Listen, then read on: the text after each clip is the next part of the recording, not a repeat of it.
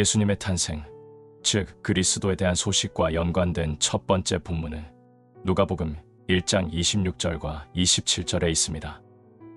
여섯째 달에 천사 가브리엘이 하나님의 보내심을 받아 갈릴리 나사렛이란 동네에 가서 다윗의 자손 요셉이라 하는 사람과 약혼한 처녀에게 이르되 그 처녀의 이름은 마리아라. 가장 먼저 소식을 전한 사자는 천사였습니다. 인간이 아니었습니다.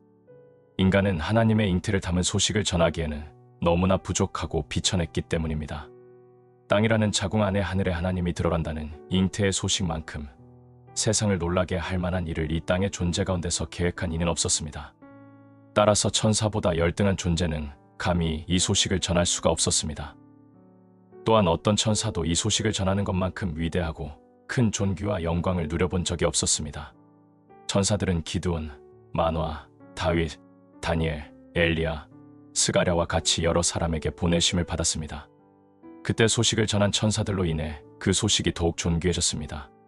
그러나 여기에서는 천사를 존귀하게 한 것이 바로 그가 전한 소식이었습니다. 천사는 전에는 매우 영광스러운 존재였습니다. 그러나 이 일로 인해 그 천사는 더 큰 영광을 누리게 되었습니다.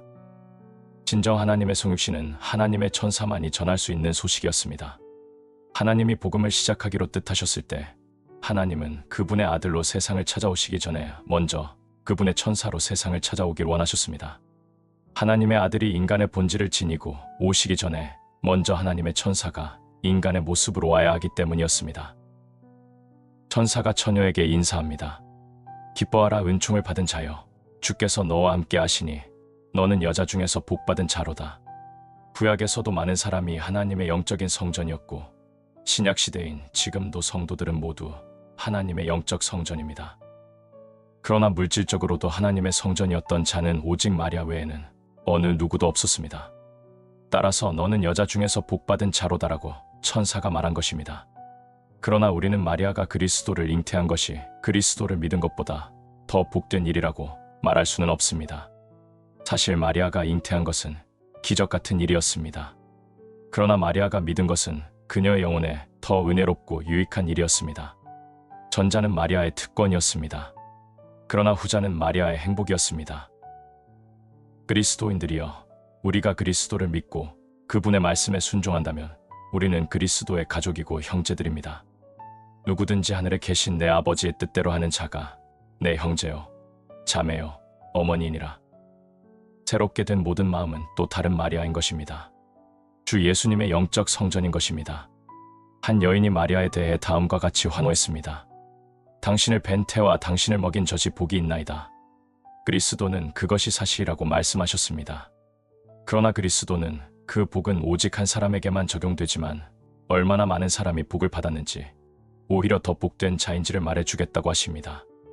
오히려 하나님의 말씀을 듣고 지키는 자가 복이 있느니라. 기록된 말씀을 해함으로 실현하는 자들은 복받은 동정녀가 말씀을 잉태함으로써 영원한 말씀에 육신을 준 것만큼이나 복된 것입니다. 하나님의 말씀을 듣고 지키는 자들은 너희 속에 그리스도의 형상을 이루기까지 해산하는 수고를 하는 자들입니다. 들을 때 그들은 말씀이라는 불멸의 씨앗을 받습니다. 그리고 해함이라는 견고한 목적을 통해 말씀을 잉태합니다. 그들은 갈망하는 마음을 통해 소생하고 진지한 노력을 통해 상고의 수고를 감당합니다.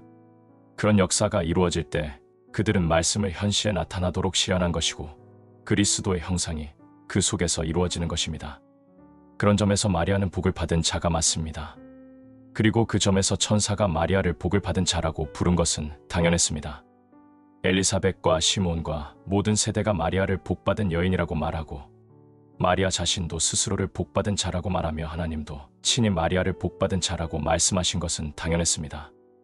마리아는 그 말을 듣고 놀라 이런 인사가 어찌함인고 하고 생각했습니다. 마리아는 대단히 놀라고 당황했습니다.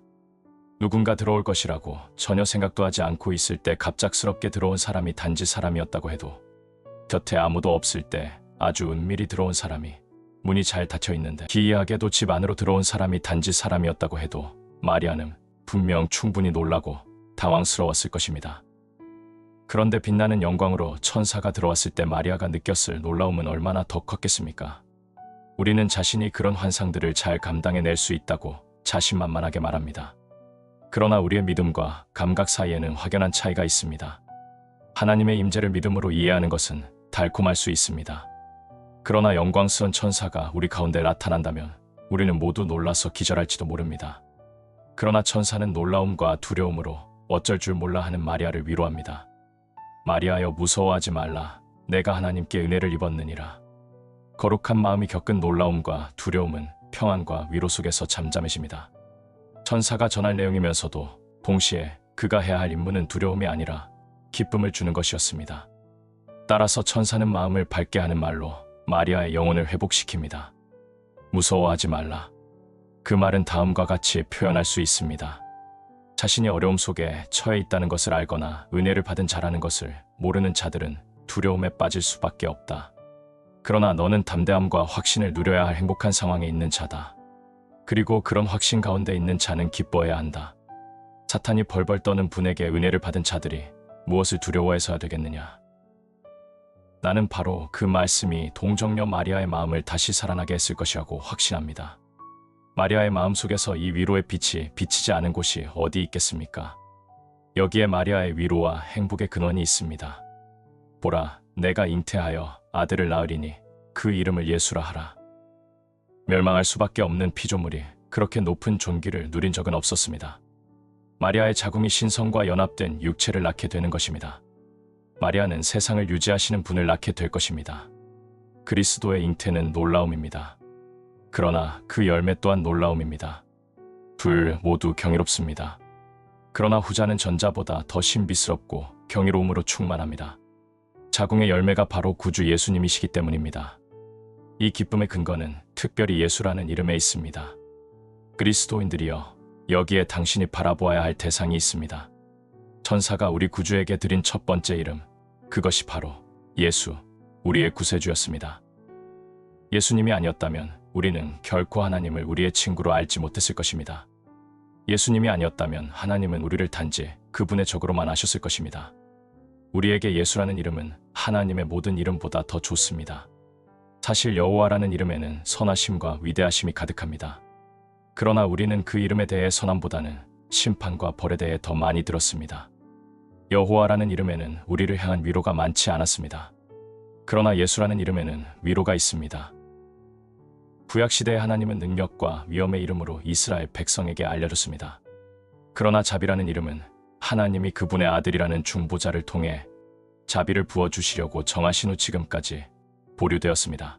예수의 이름이 모든 이름 위에 높임을 받으시듯이 우리는 하나님의 자비를 그분의 모든 행하심보다 가장 높여야 합니다.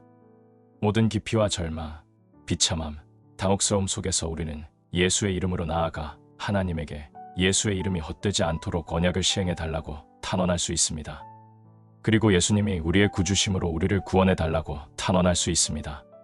하나님이 찬양받으실 예수의 이름을 결코 잊지 않으시듯이 우리의 비참한 죄를 결코 기억하지 않으실 것이라는 사실은 우리에게 커다란 위로를 줍니다. 예수는 우리에게 하나님의 모든 이름 가운데 가장 높고 가장 귀하며 가장 달콤한 이름입니다. 천사는 예수라고 이름 지은 이유를 요셉에게 전해주었습니다. 아들을 낳으리니 이름을 예수라 하라.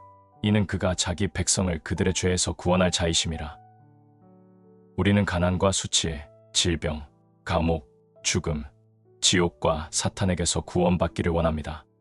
그러나 죄 때문에 괴로워하는 이가 얼마나 적습니까? 죄 때문에 참 못 이루는 사람이 얼마나 적습니까? 죄는 모든 악 가운데 최악입니다. 죄가 없다면 가난도 없고, 죄가 없다면 수치도 없습니다. 죄가 없다면 감옥도 없습니다. 만일 죄 없는 감옥이 있다면 그곳은 이상향일 것입니다. 죄가 없다면 쏘는 것을 가진 사망도 없을 것입니다. 사도 바울은 사망에 쏘는 것이 죄라고 말했습니다. 쏘는 것을 제거해 보십시오. 그러면 당신의 품 속에 뱀도 넣을 수 있을 것입니다. 사실 죄가 없다면 지옥도 없습니다. 죄는 먼저 지옥의 불을 켭니다. 그리고 그 불에 연료를 가합니다. 죄를 제거해 보십시오. 그러면 지옥의 고통의 불길도 사라질 것입니다. 사탄에게 죄는 도구입니다. 죄를 통해 사탄은 모든 해악을 행할 수 있습니다. 어떻게 인간이 사탄에게 종이 되었습니까? 죄를 통해서가 아닙니까? 죄가 없었다면 사탄은 세상에서 아무 일도 할 수 없었습니다. 죄가 없었다면 사탄은 한 영혼에게도 해를 가할 수 없었을 것입니다. 인간에게 우연히 일어난 악은 없습니다. 죄가 사라질 때 악은 더 이상 악이 되지 못합니다. 예수님이 죄를 제거하실 때 그분은 우리의 복을 축복하시고 우리의 고통을 거룩하게 하십니다. 그분은 고통 속의 평안을, 가난의 부요를, 경멸의 존귀를, 속박의 자유를 가져오십니다. 예수님은 사망에서 쏘는 것을 제하시고 지옥에서 불을 제거하십니다. 모든 악이 죄 속에 쌓여 있을 때 우리를 죄에서 구원하시는 예수님은 우리를 바로 그 모든 악에서 구원해 주시는 분이십니다. 예수님은 하나님의 사랑을 받는 아들, 유일한 우리의 구주이십니다. 아멘.